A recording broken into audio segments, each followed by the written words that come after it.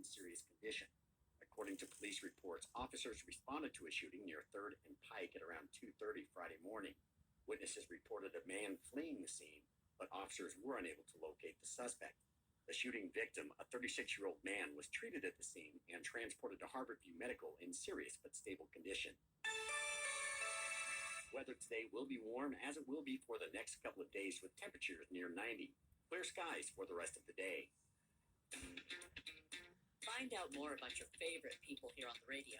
See a full listing of shows. Find our podcasts. And, of course, listen live.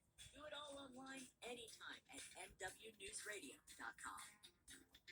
Sometimes radio signals can get a little fuzzy. Connect with us through the Northwest News Radio app for a clear listening experience every time. When you need to know, Northwest News Radio. This week on the Northwest Politicast.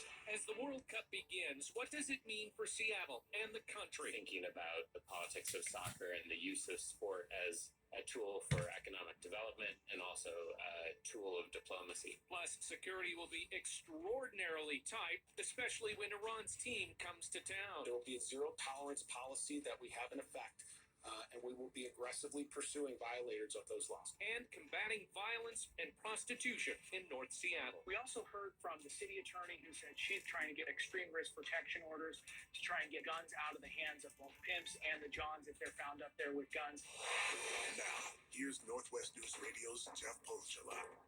Well, as always, there's a lot to get to this week as we deal with record temperatures and the start of the World Cup.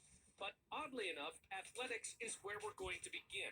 Using soccer as an example, sport has rarely been free of politics. From the 1936 Olympics in Berlin, when Jesse Owens embarrassed the Nazi regime by winning 4 gold medals, to the NFL's Colin Kaepernick taking a knee during the national anthem. And this year's World Cup is no exception. For a closer look at the political implications of the U.S. hosting the tournament, here's Northwest News Radio's Denise Whitaker. If you're not entirely convinced that sports are political, spend a few minutes with the director of UW Global Sport Lab, Ron Grable, also a professor at the University of Washington. More than seeing soccer, he's studied at the World Cup in Spain and South Africa. He looks at where the money flows, who can afford to attend, the pressures FIFA and the federal government put on local organizing committees. With much to cover, I started by asking him about the level of enthusiasm here in Seattle. With 4 years to prepare for this, some have called attention to what they say appears to be a lack of excitement and hospitality. What is striking is that in other World Cup cities at this point,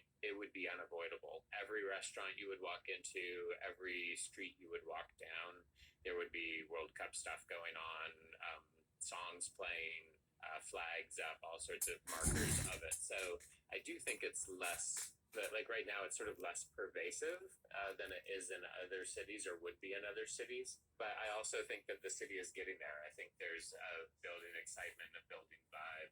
How do you think Seattle and or any of the fan zones will end up maximizing the benefits that we can get? Yeah, it's a great question. I mean, really, the big question with the benefits is oftentimes it's posed as one big number, 750,000 visitors or, tens of billions of economic activity generated. And I think the key is to really think about that not as one big number, but sort of say, where is that activity, economic activity going?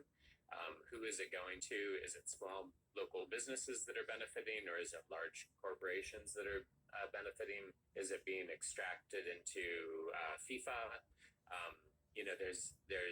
I think there's a much more complex story to what the economic impact of the tournament is. In terms of the non-tangible benefits, a lot of it really is about that excitement, that vibe that gets built up in a city that hosts the sort of camaraderie of connecting with people from all around the world.